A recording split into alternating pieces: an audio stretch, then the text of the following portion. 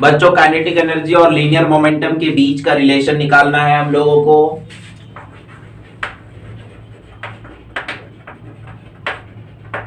Relationship between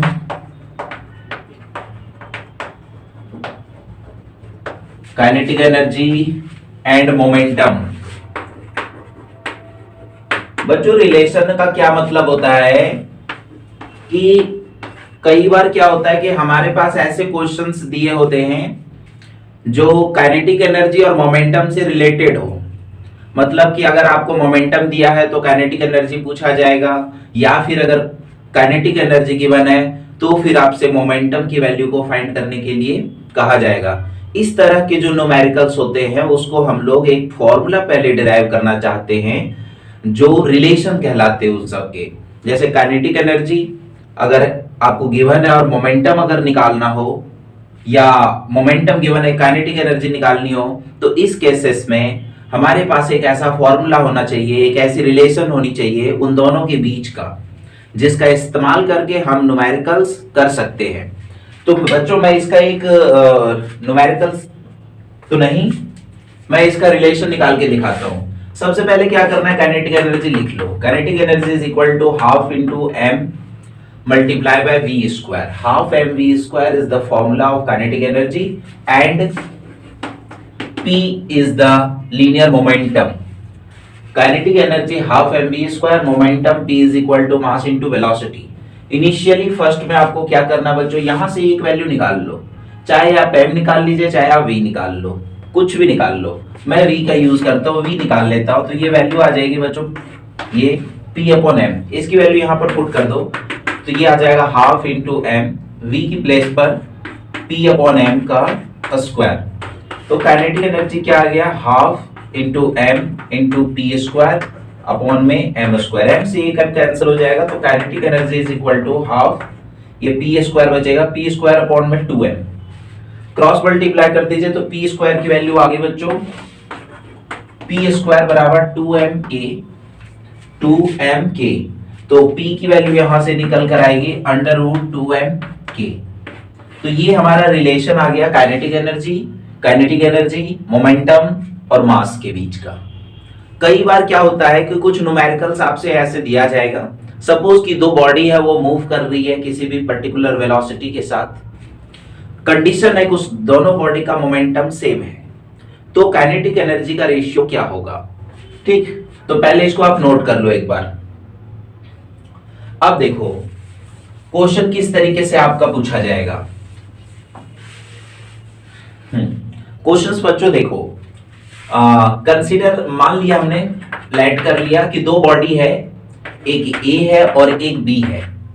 इसका जो मास है, मास ऑफ ए वो है 2 kg और जो मास ऑफ बी है वो है 3 kg, ठीक ना, या 4 kg भी आप ले सकते हो, कुछ भी ले सकते हो। अभी हम कंसीडर कर रहे हैं दो बॉडी है ए और बी, ए का मास है 2 kg और बी का मास है 3 kg।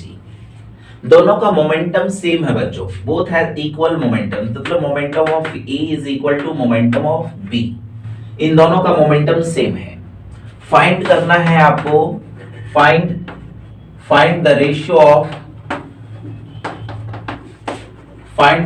Of kinetic energy, find the ratio of kinetic energy. हाँ, मतलब मोमेंटम आपको गिवन है, इक्वल है, मास दिया हुआ बच्चों, और आपसे पूछा गया है कि काइनेटिक एनर्जी की रेशियो क्या होगी, तो हम ये वाला फॉर्मूला इस्तेमाल करने वाले हैं।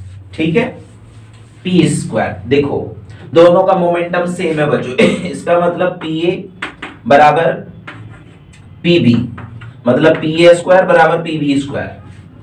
अब पी स्क्वायर का फॉर्मूला क्या आया था हमारा, अभी हमने देखा 2m k, ये था ना, तो पी ए 2m k यानी 2 into mass of A into kinetic energy of A बराबर 2 into mass of B multiply by kinetic energy of B, 2 से 2 cancel out. Mass of A बच्चों दे रखा है 2 kg into kinetic energy of A is equal to mass of B बच्चों 3 kg kinetic energy of B.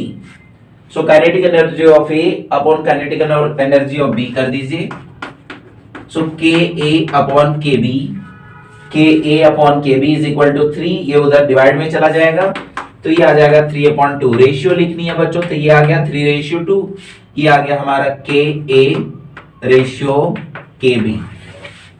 मतलब बड़े ही simplified तरीके से आप आसानी से कर सकते हैं। अगर कोई भी दो क्वांटिटी के बीच का अगर हमें रिलेशन मालूम हो तो कोई भी थर्ड क्वांटिटी निकाली जा सकती है इस तरीके से।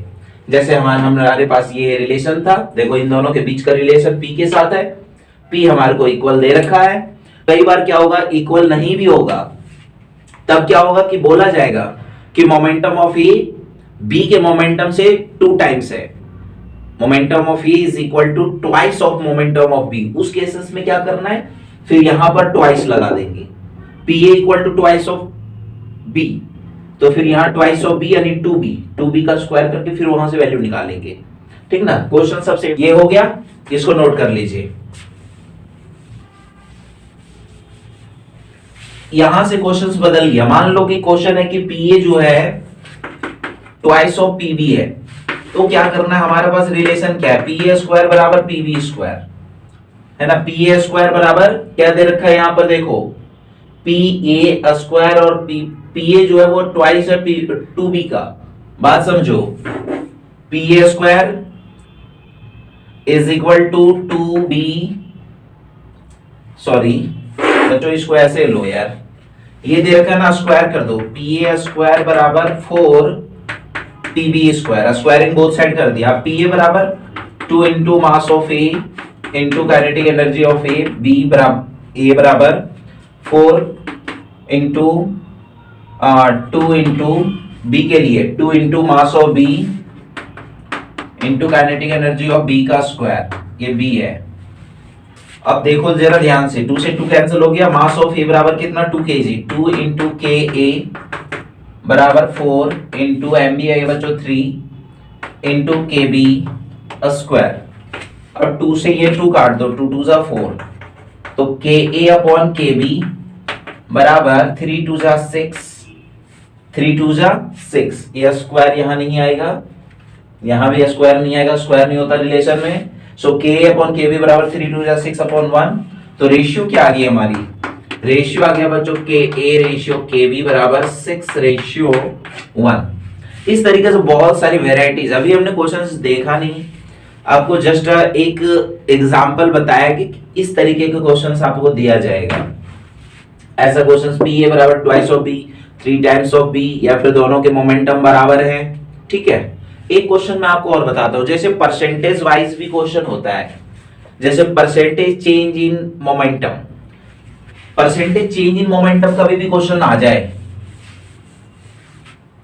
परसेंटेज चेंज में क्या होता है, परसेंटेज चेंज इन मोमेंटम, तो लिखना बच्चों पीए माइनस पीबी अपॉन पीए इंटू 100। मान लो दो बॉडी है, उन दोनों के मोमेंटम कुछ बदल रहे हैं, तो मोमेंटम कितना चेंज हुआ, तो या तो मोमेंटम इंक्रीज होगा या तो फिर मोमेंटम डिक्रीज होगा, ये दो काम होगा।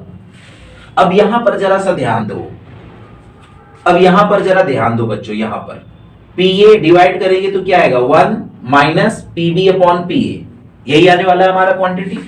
देखो ध्यान से, 1 माइनस पीबी अपॉन पीए, दोनों के साथ सेपरेट कर देंगे इंटू 100। तो एक बात तो साफ है कि वैल्यू 1 से क्या आएगी, छोटी आएगी, 1 से क्या आएगी, छोटी आएगी, बात समझना। लेकिन बच्चों अगर हम इसको ऐसे लिखते हैं, जरा ध्यान देना, percentage change in P is equal to PA minus PB upon PB लिखते हैं अगर हम, ध्यान दो, अपॉन पीबी, तो ये क्वांटिटी को अगर सिंप्लीफाई करेंगे तो क्या आएगा, पीए अपॉन पीबी माइनस 1 इंटू 100। ये इसमें 1 माइनस होगा, यानी कि वैल्यू जो होगी वो हमेशा 1 से छोटी होगी, और इसमें जो वैल्यू होगी वो 1 से बड़ी होगी। ये वाली जो रेशियो आएगी ना, रेशियो वो हमेशा 1 से बड़ी वैल्यू होगी बच्चों। अब 1 से बड़ी वैल्यू होगी और अगर हम उसको माइनस करेंगे तो वैल्यू 1 से ज्यादा आएगी, मतलब ये वाला केस जो आएगा वो केस है हमारा डिक्रीजिंग, डिक्रीजिंग। और ये वाला केस जो होगा वो कौन सा केस होगा, इंक्रीजिंग, डिक्रीजिंग, इंक्रीजिंग। तो कभी भी परसेंटेज चेंज आ जाए, मोमेंटम चेंज आ जाए, एनर्जी चेंज आ जाए, तो एक ही चीज याद रखनी है, वो यही है, percentage change in momentum decreasing या percentage change in momentum increasing, या तो डिक्रीज करेगा या फिर इंक्रीज करेगा, तीसरा कुछ भी नहीं होगा। तो इस तरीके से नंबर ऑफ क्वेश्चंस को हम लोग यहां पर वेरीफाई कर सकते हैं, सेल्फ एनालिसिस के थ्रू कर सकते हैं। तो इसको आप नोट कर ले बच्चों, फिर इसके न्यूमेरिकल